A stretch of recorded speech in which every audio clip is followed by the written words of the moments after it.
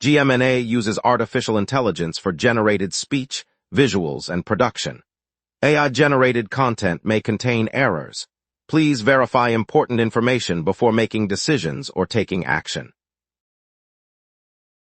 Good night, Montreal. 4 brand new electric buses rolled onto the streets today as the Société de Transport de Montréal expands its zero-emission fleet. The vehicles, part of a pilot program, are now serving routes across the island, offering quieter rides and reduced emissions.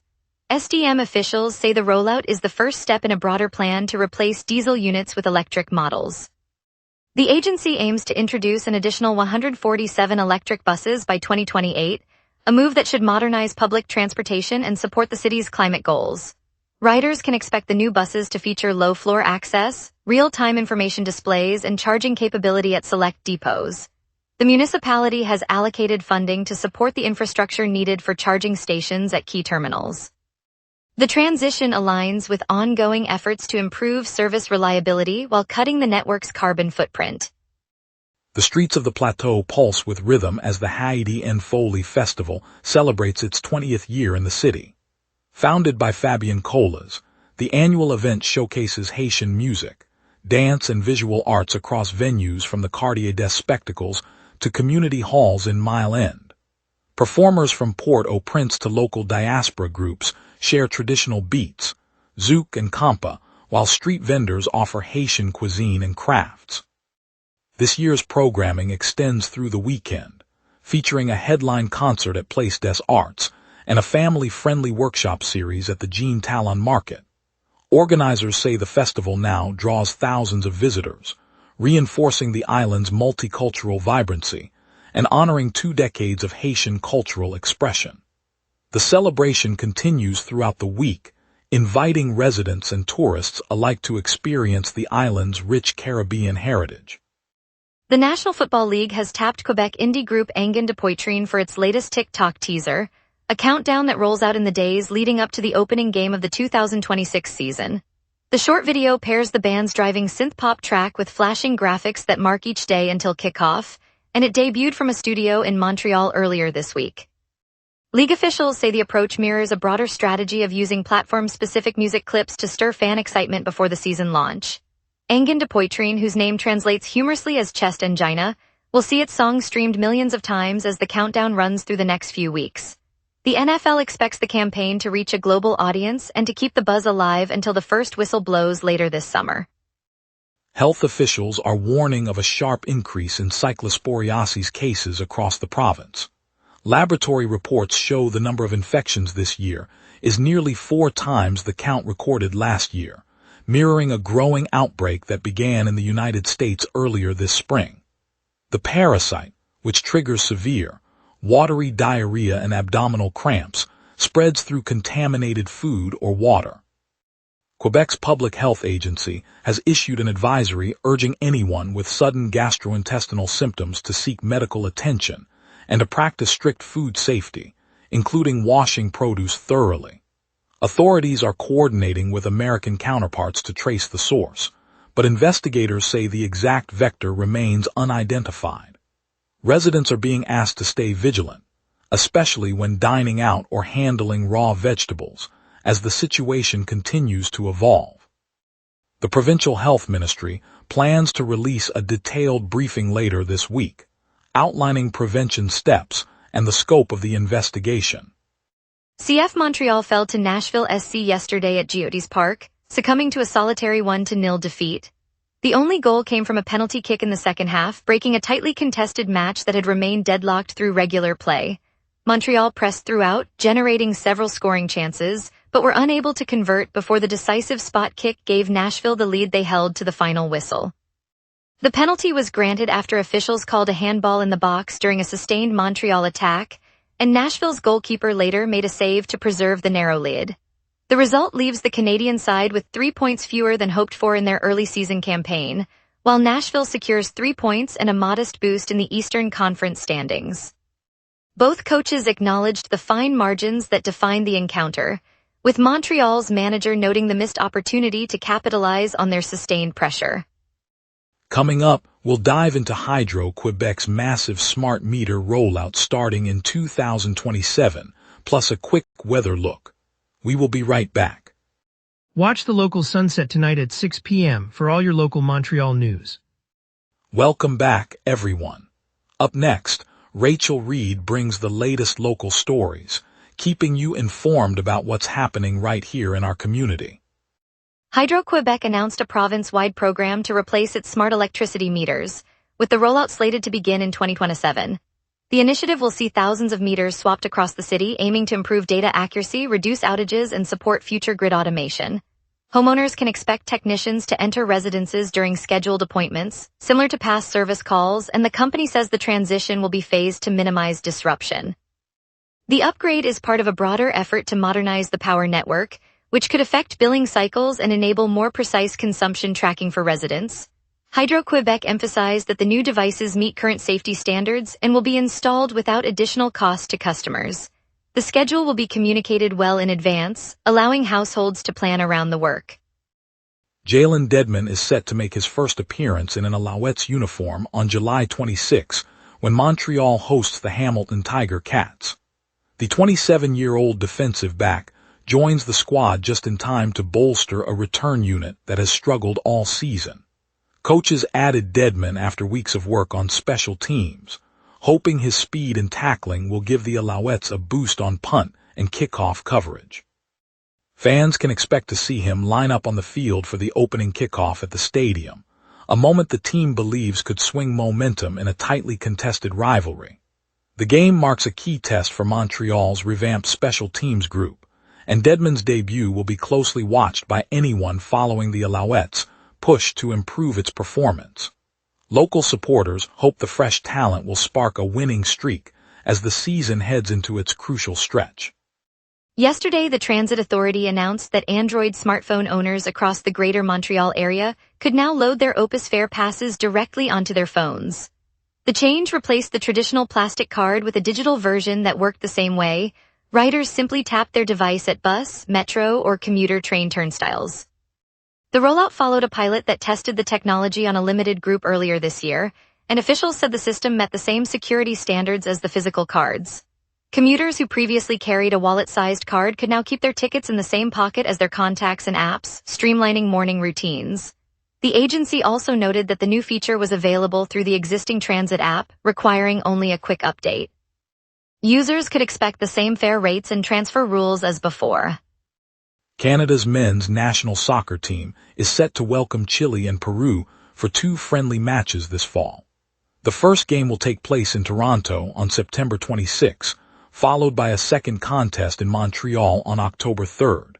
Fans can expect a lively showcase of skill as the three nations test tactics ahead of upcoming qualifiers.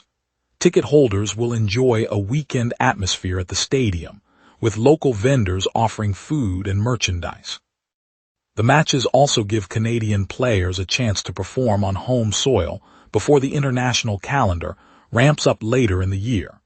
Organizers anticipate strong attendance, noting the growing interest in soccer across the country. Nearby cafes anticipate a surge of patrons looking for a pre-match coffee, and several schools are arranging field trips so students can experience the excitement firsthand. Stay tuned for further updates as the dates approach. The Transportation Safety Board of Canada released its final report on the freight train derailment that occurred in northern Quebec last December. The investigation concluded that investigators were unable to pinpoint a single cause for the incident. While the board noted that extreme temperature swings in the region could have played a role, it stopped short of attributing the derailment to that factor alone. No mechanical failure, track defect, or human error was definitively identified. The report underscores the board's mandate to examine rail accidents across the country and to issue safety recommendations, though in this case no specific corrective action was recommended because the precise trigger remains unknown. The findings close the official inquiry, leaving railway operators and regulators to monitor weather-related risks without a concrete causal determination presently. Now let's get a look at tonight's forecast with our meteorologist, staying ahead of the riverbanks. A high-pressure ridge and a westerly jet are sealing the night, keeping Montreal dry and calm. Montreal's all-time July 23rd high sits at 30.9 degrees Celsius, set in 2022 during an unprecedented heat wave that pushed the city into the mid-30s for several days. The record low, 14.6 degrees Celsius, fell in 2025 when an Arctic dip slipped unusually far south, snapping a mild streak. Normal readings for this date hover around 27 for the high and 13 for the low, so today's temperatures sit comfortably between those extremes. Zooming into the live radar, the map is completely clear across southern Quebec. No echoes are tracking eastward, and the high-pressure ridge aloft is suppressing lift. With the westerly jet cruising at 43 kilometers per hour, any moisture would be sheared away before reaching the basin. The dry, stable column means precipitation will remain absent through the night and into tomorrow. That brings us back to today's outlook. At 11 p.m. Montreal sits under a clear sky with a temperature of 19 degrees Celsius and humidity just under 50%. A gentle southwest breeze pushes 15 kilometers per hour, gusting up to 28, and pressure is rising as high pressure builds from the west. Overnight the low will dip to 13 before sunrise, then the sun will climb to a high of 27 under a weak westerly jet that limits cloud development. The UV index reads 6, and wind will peak at 28 kilometers per hour from the southwest, feeling breezy across the harbor. No rain is forecast, and there are no active alerts, so the night will remain dry and calm. Friday continues the high-pressure dominance with a daytime high of 27 and a low of 15 under clear skies, keeping the breeze light. Saturday spikes to a warm 30, while the night stays mild at 16, again clear and dry. Sunday eases slightly to 28 for the high and 19 for the low, still sunshine-filled. Monday marks the first shift as an approaching trough lifts moisture, bringing overcast conditions and a 35% chance of rain, with temperatures holding at 27 and 20. Tuesday the system deepens, delivering a heavy 85% rain probability, cooler at 26 for the high and 20 for the low, and lingering cloud cover. The pattern shows a brief warm spell before a wetter, cooler finish to the week. And that's your weather. Remember, the wrap is also available as a podcast. Listen anytime on iHeartRadio or wherever you get your podcasts. Up next, traffic updates, a look at what's on today, and a preview of the Canadiens' opening night in 2026. We will be right back. Watch the local sunset tonight at 6 p.m. for all your local Montreal news. And now here's Jason with sports. Hockey fans, circle September 29 on your calendars right now. The NHL has confirmed its opening night schedule for the 2026 to 2027 season, and Montreal gets a marquee assignment. The Canadiens will head to Toronto to face the Maple Leafs on September 29th, one of two all-Canadian matchups on opening night. Edmonton hosts Vancouver in the other. A chapter has closed in Montreal. The Canadiens traded longtime forward Brendan Gallagher to the Vancouver Canucks in exchange for future considerations, according to CBC Sports. Gallagher spent over a decade with the organization and became one of the most recognizable faces in Habs history. A long chapter in Montreal Canadiens history has closed. The Habs dealt veteran forward Brendan Gallagher to the Vancouver Canucks in exchange for future considerations. CBC Sports reported the transaction, which sends one of the franchise's most recognizable names out of Montreal. On a crisp Saturday afternoon in the heart of the plateau, the streets around Stade Saputo pulse with drums and the chatter of families gathering for what feels like more than a match. Inside the stadium, CF Montreal's players lace up beside a group of local youth coaches who have spent the week running free ball clinics in the neighborhood. An 8-year-old, clutching a hand-stitched scarf in the team's blue, watches the captain's warm-up routine, eyes wide with the belief that she, too, could one day stand on that grass. Coach Wilfried Lahouse tells the crowd that the upcoming clash with Inter Miami will be a test of balance, a sturdy back line to blunt Lionel Messi's brilliance, paired with quick passes that let Montreal's own forwards shine. As first whistle blows, the stadium erupts, and breath of city lifts with each forward surge, each clean tackle. When the final buzzer sounds, the scoreboard may tell one story, but the real victory is the shared feeling that the city's love for the game has grown stronger, hand in hand.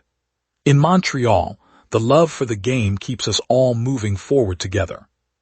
On a crisp Saturday morning in Verdun, the Verdun Islamic Center became the focus of a quiet but determined investigation. A small, unmarked parcel was discovered on the steps of the mosque, prompting Montreal police to launch a hate crime inquiry.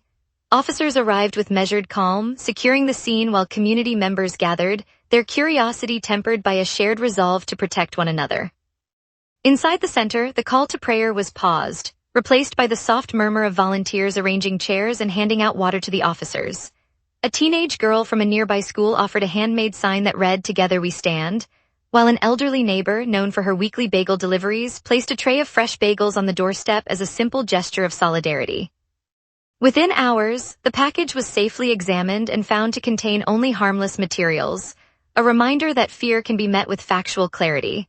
The real story unfolded as the congregation opened its doors to anyone who wanted to share a cup of tea, reinforcing a sense of belonging that no threat can diminish. In Verdun, neighbors continue to look out for one another. Thanks for tuning in, Montreal.